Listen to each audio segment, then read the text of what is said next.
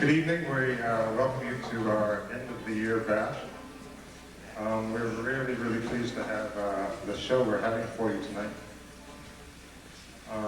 First, I'd like to start off and introduce our two guest musicians. Here we have Ergun Tamer from Los Angeles. Ergun is a Turkish musician.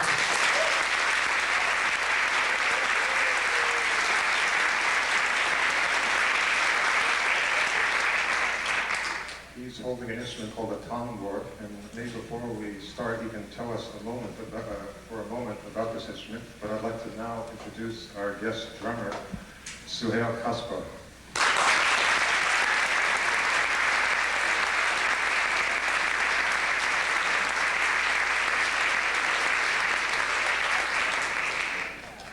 This is a really exciting ensemble to be a part of, in part because of the vast expanse of cultures that we deal with.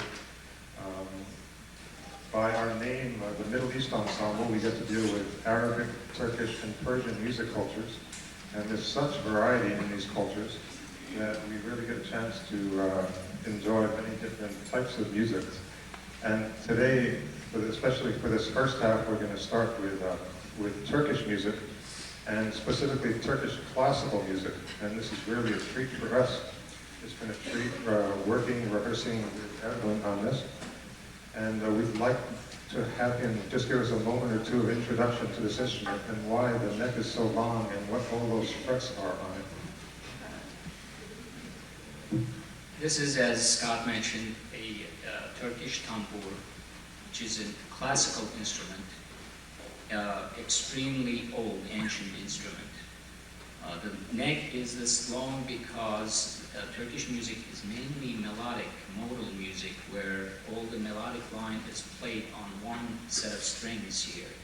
So, and we have many, many microtones to make up the mode, makam, as it's called. That's why we have extra frets. If you go to Turkey at any time, Mevlevi, dervish music, or really classical old Turkish music would have this instrument played in the orchestra. Maybe I'd like, we can ask everyone just to show us, for example, all of the E's that he has on his instrument, starting from E flat on up, and just to see the potential that this instrument has. E flat, E1 comma flat, E2 commas, 3 commas, 4, and 5. Now, of course, within one makam, all of these are not played, but for different makams, a different E is played.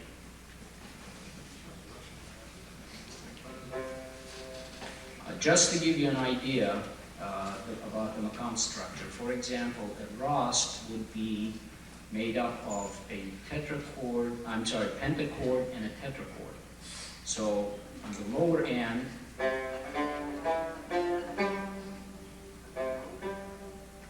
okay, that's a pentachord. And then upper end would be a tetrachord. Going down,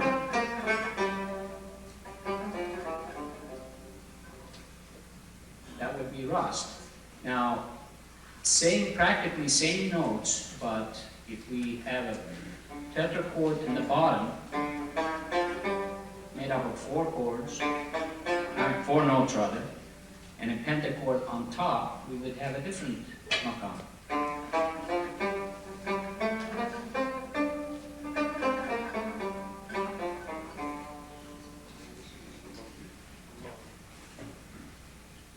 So this is just a hint.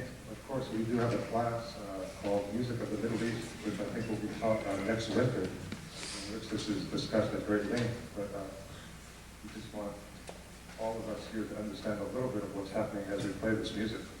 So the first set of pieces is basically a Turkish classical set, and we've taken the liberty of starting it with an Arabic introductory piece, Nadullah.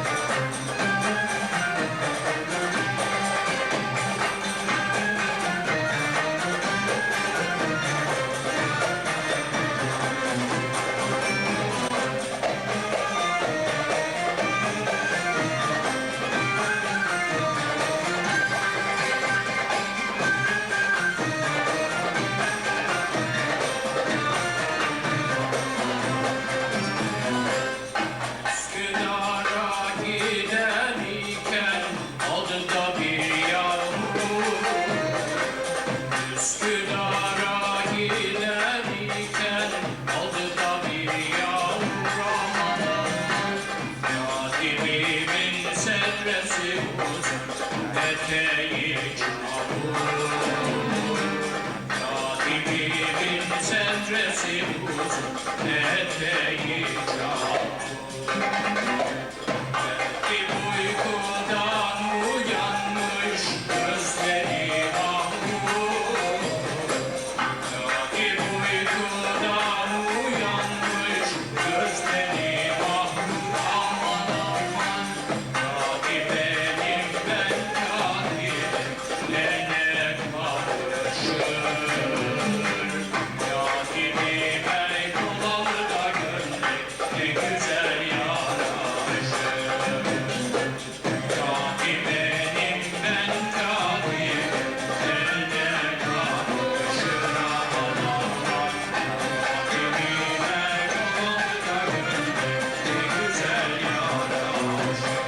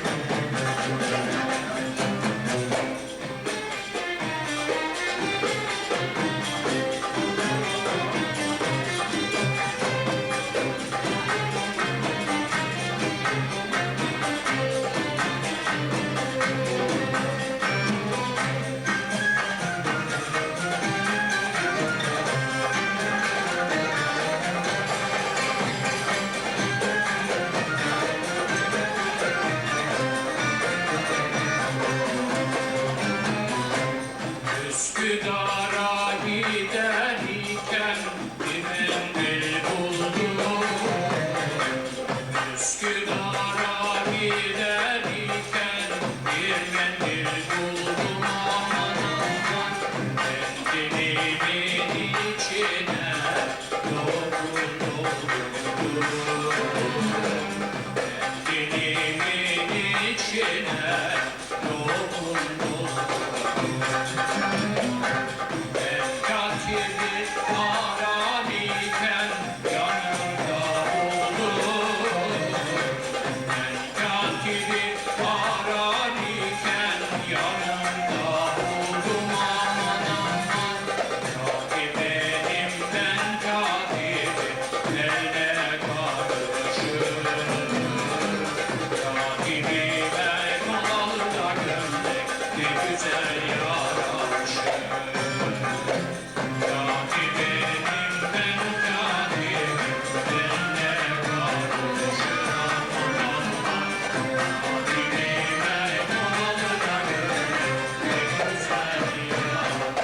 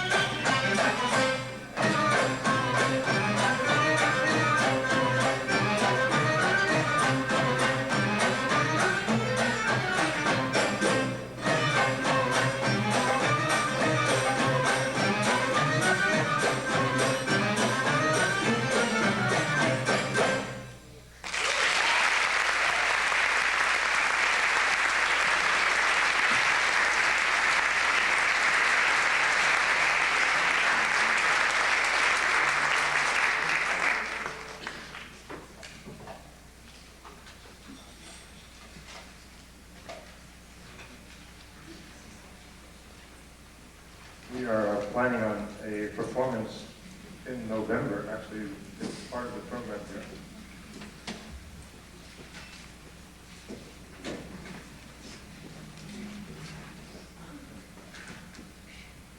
We're planning on a performance in November, and in this performance we're going to feature Persian music, both Persian classical music and Persian popular and folk music.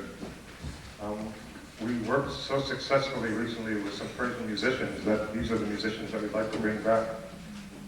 We had a concert a number of months ago with Neil Siegel and Robin Friend, and we'd like to bring them back on November 16th. And also we had a very, very exciting experience dealing with performing with part of our name. And so we're going to put this all together on a program November 16th.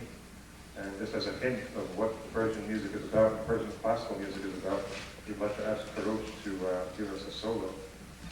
As many of you know, when we move from culture to culture, we have to change instruments, as we've seen already with the tambour. The Persian music features a hammered dulcimer, and it's a variety of the hammered dulcimer that we find in our folk culture. This is called the santor, and this is the instrument that Farouk is going to play.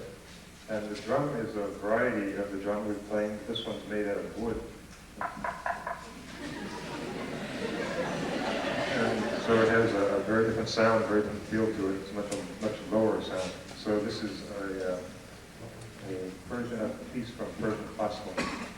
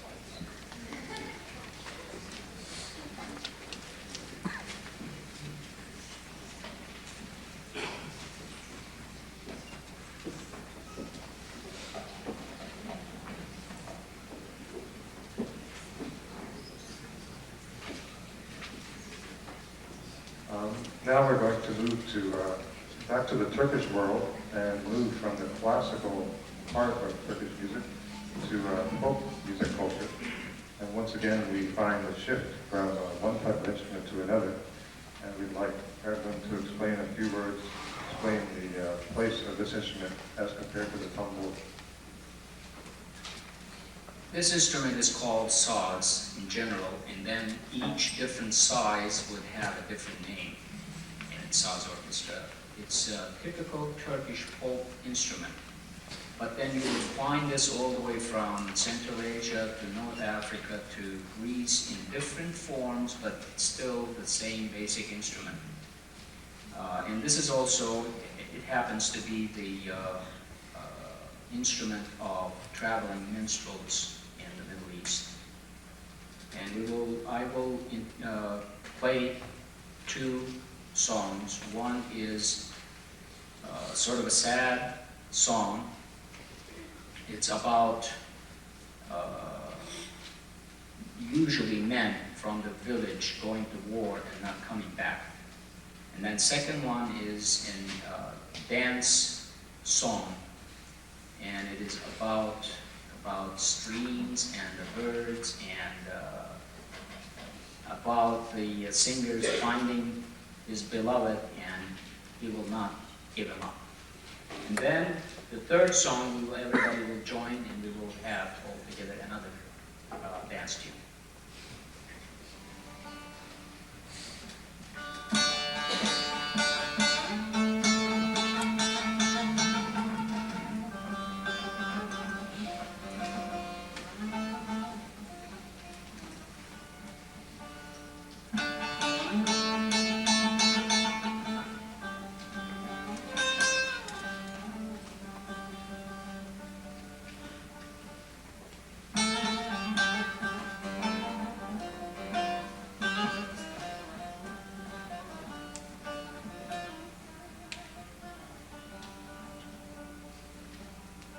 Havada bulut yok, ne dumandı. Mahallede ölüm yok, ne figandı. Şu Yemen ellerine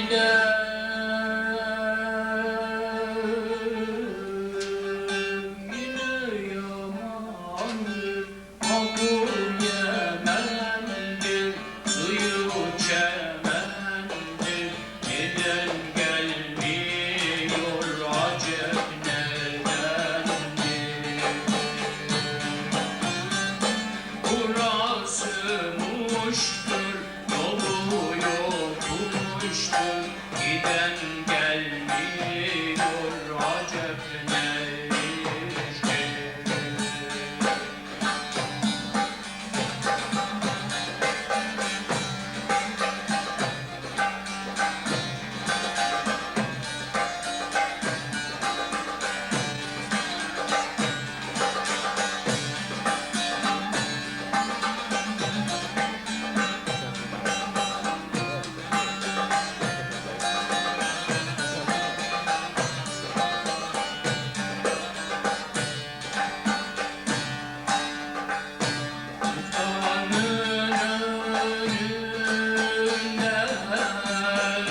Ezan sesi var yakın çantasına, bir de neysi var bir çift kundurayla, bir de feysi var abu Yemen'dir, suyu cemendir, giden gelmiyor acep ne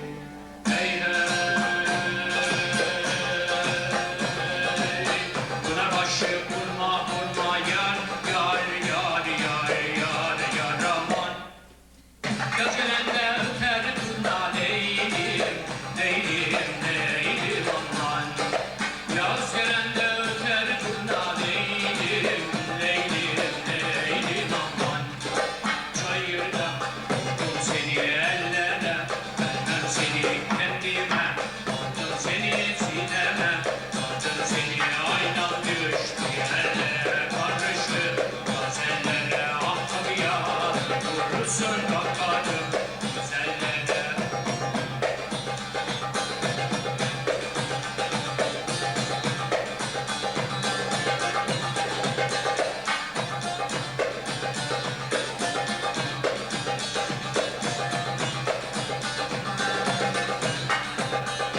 Hey hey,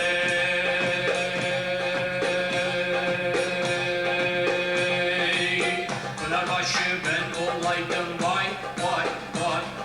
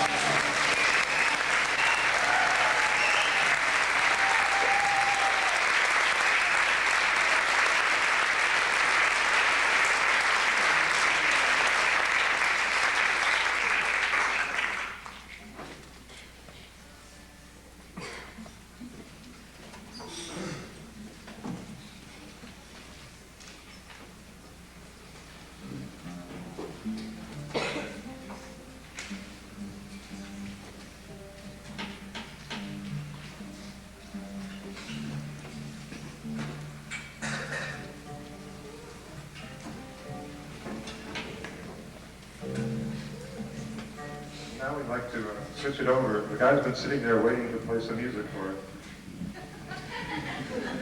We want to switch it over to a piece that contains a drum solo.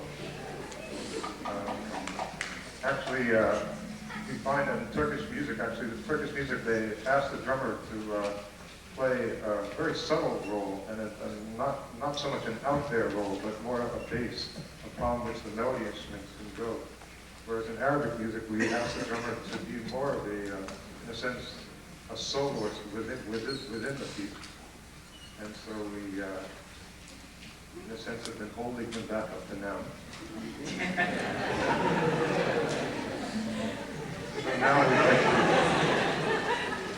now we'd like to do this piece. The history of this piece is really quite significant, and significant just for the very month that we're in that this month, one of, I would say, the greatest composer of the Arab world passed away right about 3 or 4 weeks ago. This is Muhammad Abdul Wahab. This was a gentleman who started his career very, very early in the 20th century. He was already a well-known musician, a singer, a composer, and a film star from the late 20s and the early 30s. And he continued to be absolutely prolific both as a singer and a composer. In his later years, when he chose to withdraw from his role as an actor-singer, he continued to be a composer, and he was considered the greatest composer for the last 20, 30 years or so.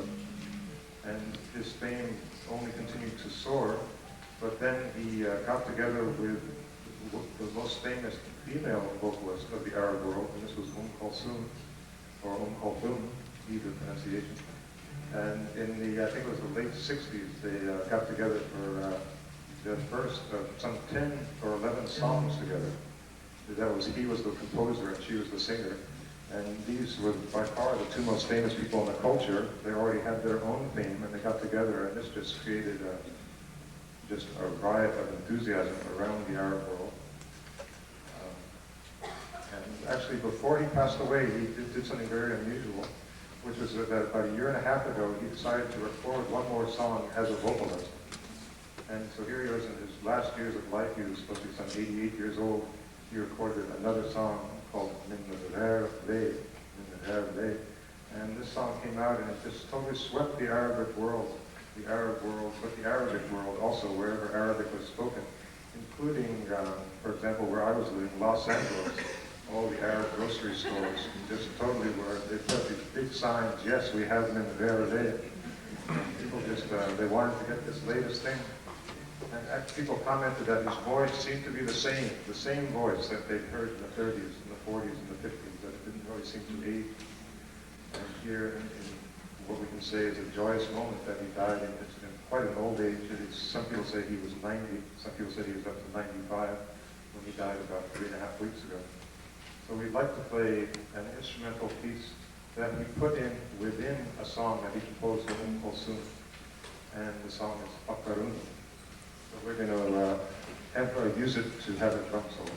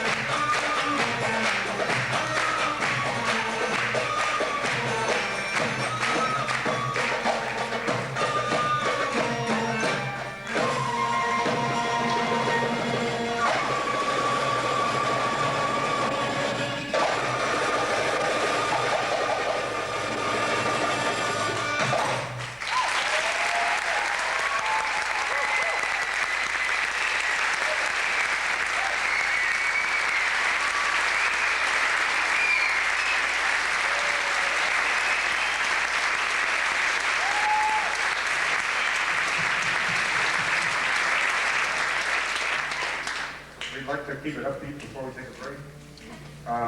And in this, we'd like to feature Alexander King's dance student. One of the things at UCSB, one of the treasures we have on campus, of course, we have this huge faculty, and now we've added just quite recently Alexander King teaching dance on campus here. So these are four students in a very popular and very upbeat dance tune, Rux Vela.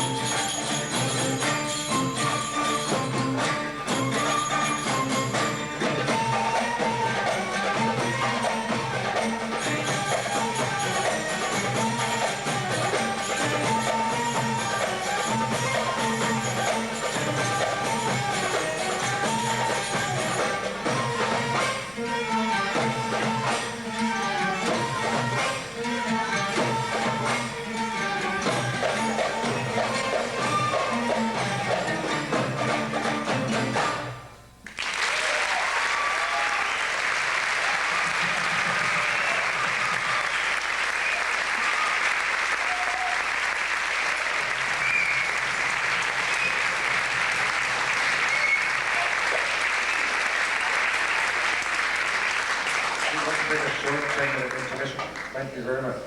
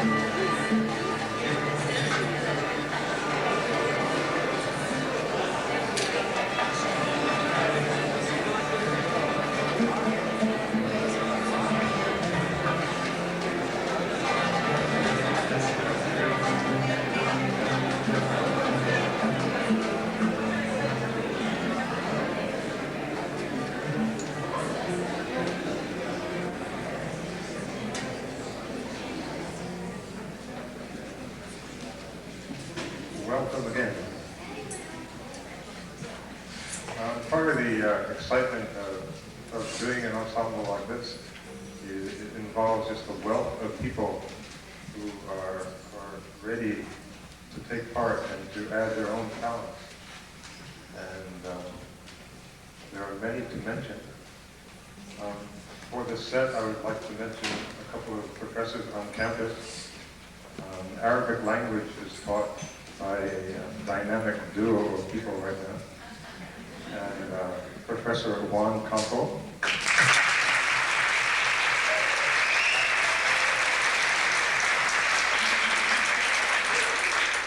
And Magda Campo.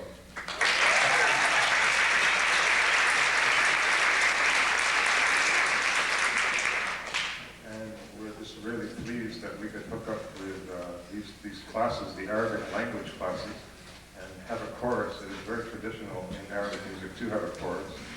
And so in a sense we were an ensemble in search of a chorus. And we found it right here on campus. So we're really quite lucky about that. Maybe there's a downside of this, which is that Juan and Magda are about to leave for 2 years to go to Cairo to lead our, what is it called? Education Abroad program, EAP program in Cairo. The UC system has a very active and very thriving year abroad program. This program is directed from Santa Barbara itself, all the campuses, it's directed from Santa Barbara.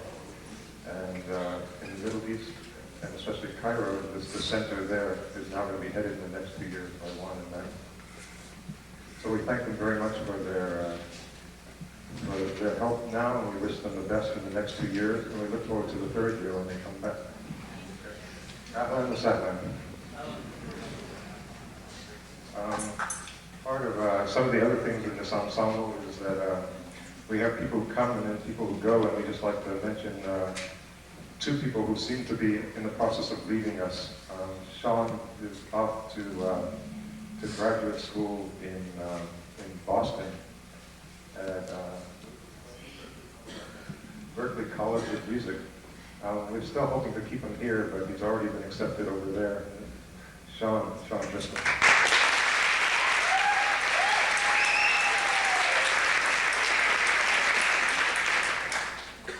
And something for me from close to home.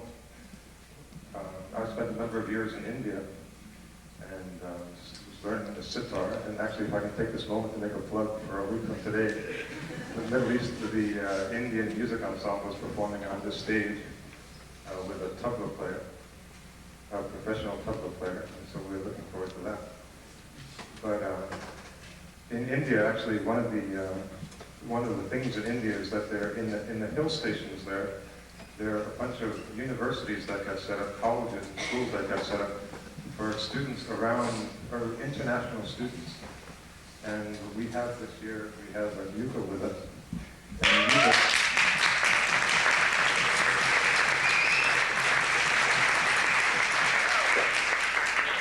Yuka is on a year abroad program from Japan. And she actually, in previous quarters, was in the gospel choir.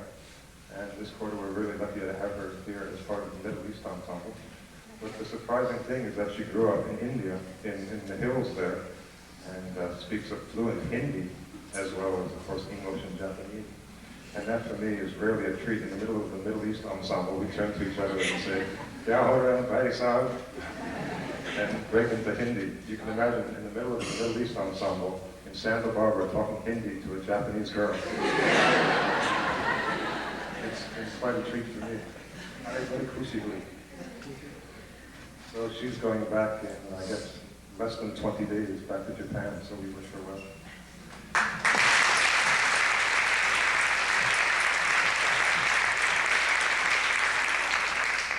We'd also like to thank Paul Brohan and Patty for all their work, Brent for doing the house here, Randy for doing the sound, Mary for doing the house, and everyone involved.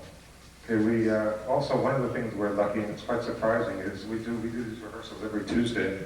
And about 5 Tuesdays ago, this gentleman appeared in our group and said he just moved to Santa Barbara, having lived in Canada just for a very brief time. His English is quite second to his native Arabic language. This is Abdul Latif, and we were amazed and very pleased to incorporate him very quickly in our ensemble. And although he lives in Morocco, he learned much of the material that we've also learned, especially the material of a Syrian singer, Sabah Fakhri. And so we'd like to do a set of Arabic vocal tunes featuring Abdul Latif as our lead vocalist. Abdul Latif.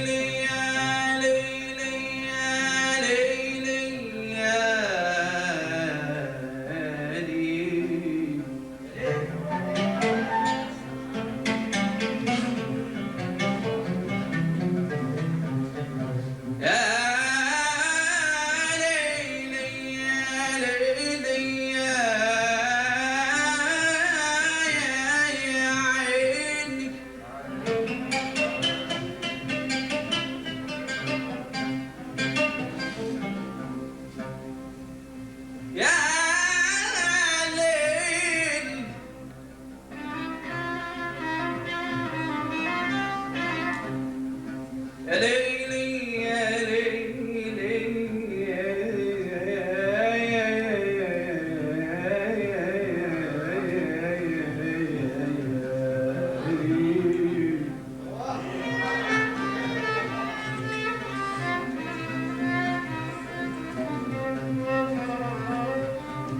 قل للمليحة في الخمار الأسود ماذا فعلت بناسك متعبد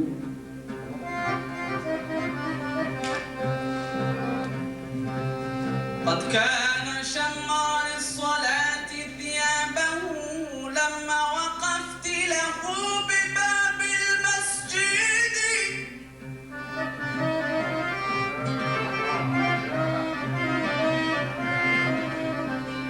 ردي ردي ردي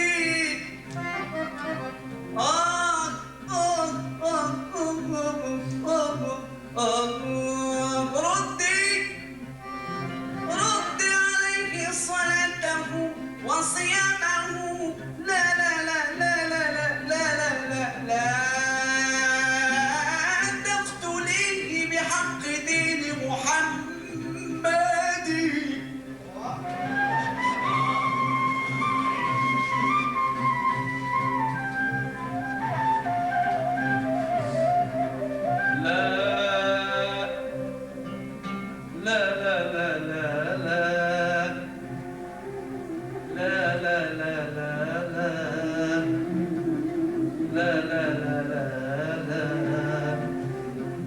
لا تقتليه بحق دين محمد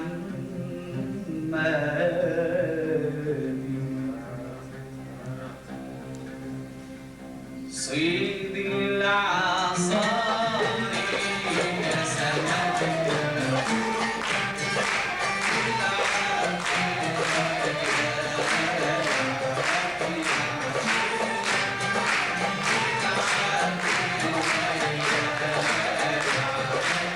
يا جبل يا سمك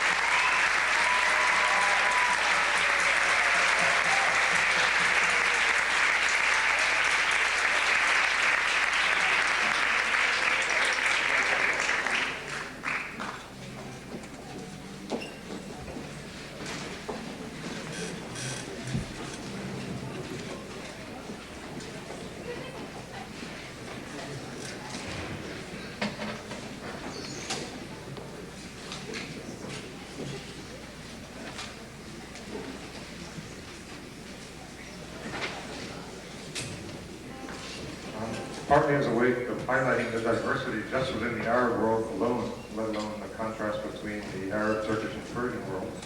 But just within the Arab world alone, we'd like to feature a Lebanese. You're from Lebanon, aren't you? Yes. We have a Lebanese drummer leading us on this set here. In Lebanon, there's a type of line dance which is particular to Lebanon called the debka or debki, and we'd like to feature. We'd like to feature again the students, Alexander's students, in this presentation of the debka. It's something that I often say in performances. There's a dance ethnologist down in UCLA who tells us that there are some 17 or 18 different dance cultures within the Arab world alone. This speaks to the great diversity. If you go to southern Egypt, you'll find a different culture, dance culture. If you go to northern Egypt, you'll find a different culture. And here, we're focusing on Lebanon. It's common to think of the Middle East as just a monolithic mass, or to think of the Arab world as somehow a great monolith. And it's clearly not the case. And to help us realize this diversity, we'd like to feature this really what we think is a very exciting dance. It's a very driving dance called the debka or debki.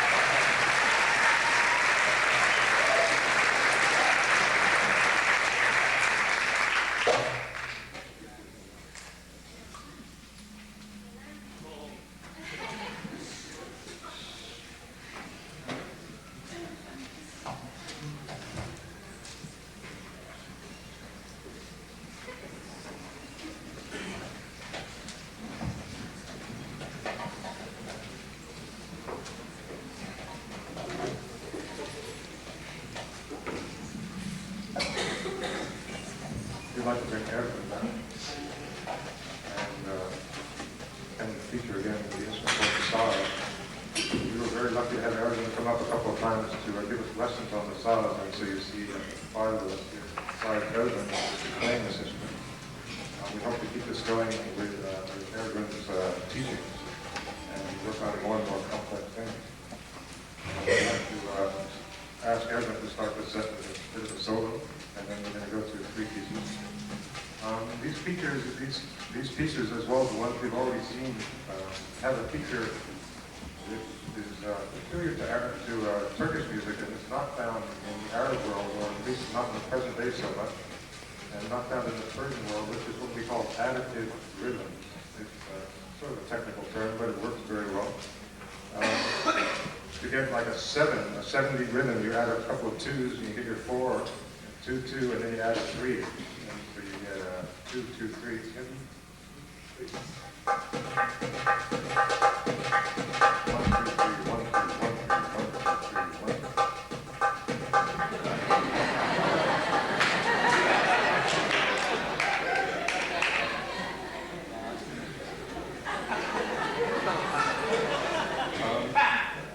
Using the same principle, we can get a 9 by going 2, 2, 2, 2, 2, and then 3, 2, 2, 2, 6, and add the 3.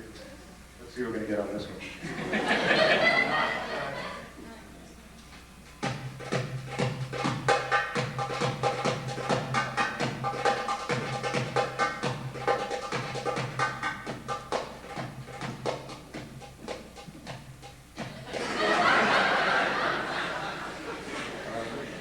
Well, this gives a very exciting feature to it.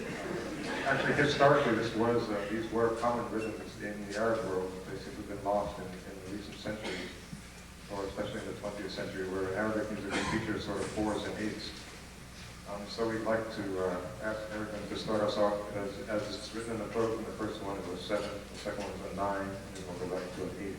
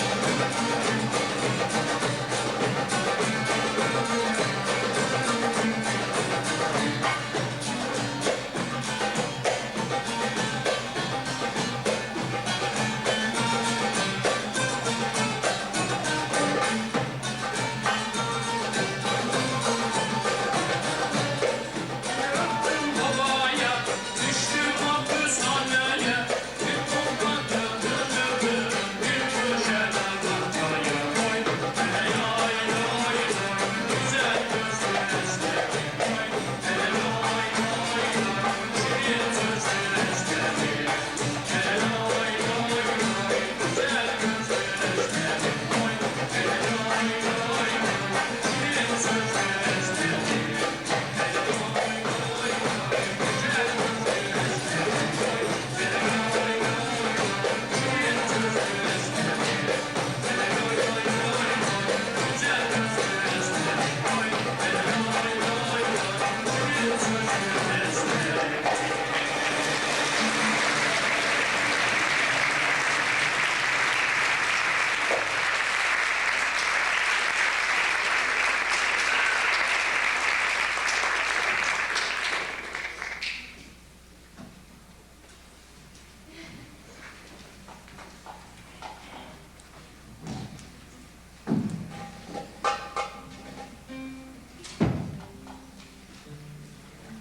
We'd like to do one more instrumental piece before we bring out our dancer, Alexander, for our final set. Among the instrumental pieces in the Arab world, there are pieces like the one we played earlier, Fakaruni, which are kind of a new genre of pieces. And Muhammad Abdul Wahab was one of the greats who developed this new genre in which composers were pretty much free to do whatever they wanted. Like, in a sense, they were through composed. But prior to this, the pieces were, the instrumental pieces were of a type A, X, B, X, C, X, D, X, where X is sort of the refrain. So there were four things called khanas, and that was the A, B, C, D, and after each of them, you had to put the refrain in. And this was the refrain called the taslim. There are three genres that use this. We've already played a samai, which is in this structure, and we already played a longa, which was in this structure. These, all three genres are actually derived, or they're based in Turkish classical music, but the Arabs became very enamored with these traditions, with these, especially these three genres. And for this piece, we want to play a longa, which essentially or historically was a Turkish genre, but the Arabs have since adopted it, and they've adopted it for so long now that there's no sense that it's a foreign genre. It is an Arab genre now. And one of the great composers and oud players of this modern times, Riyad Sanbati, like all the other oud players actually in the Arab world, all the educated, sort of academic-oriented oud players, they all wrote samais and they all wrote longas. And this is one of the longas that the Arab world is very, very proud of and very pleased to have.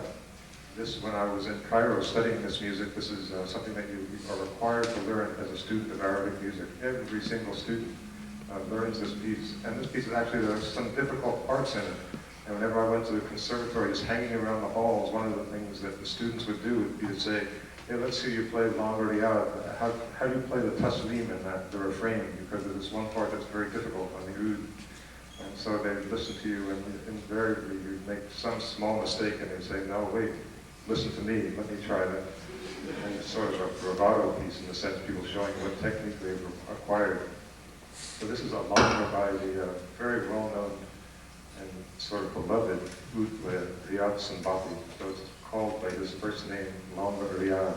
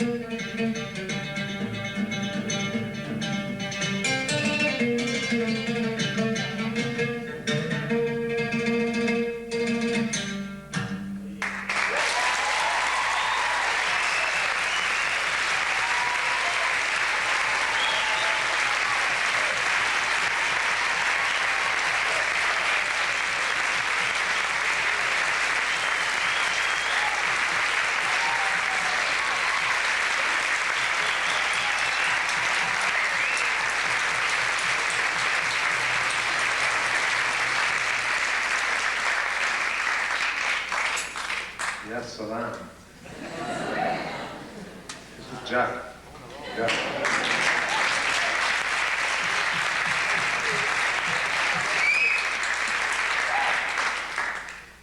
Okay, we'd like to bring out Alexandra in a cabaret set.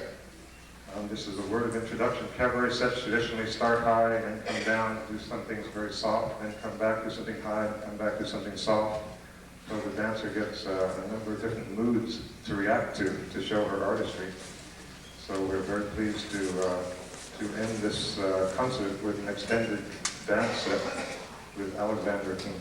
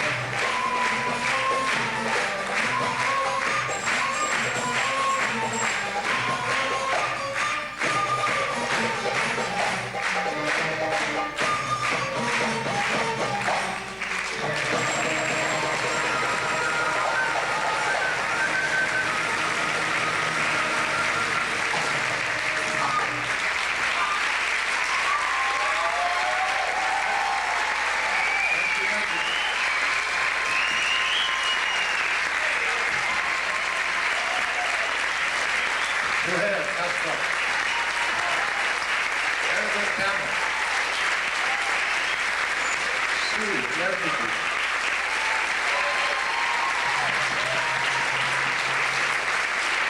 And you're Middle East Ensemble. Thank you very much.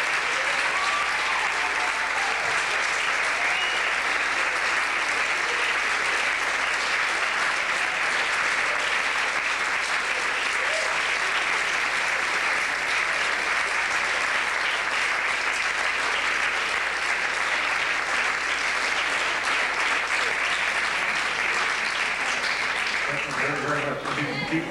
If you can keep on November 16th, so we'll do it again. November 16th. Thank you very much.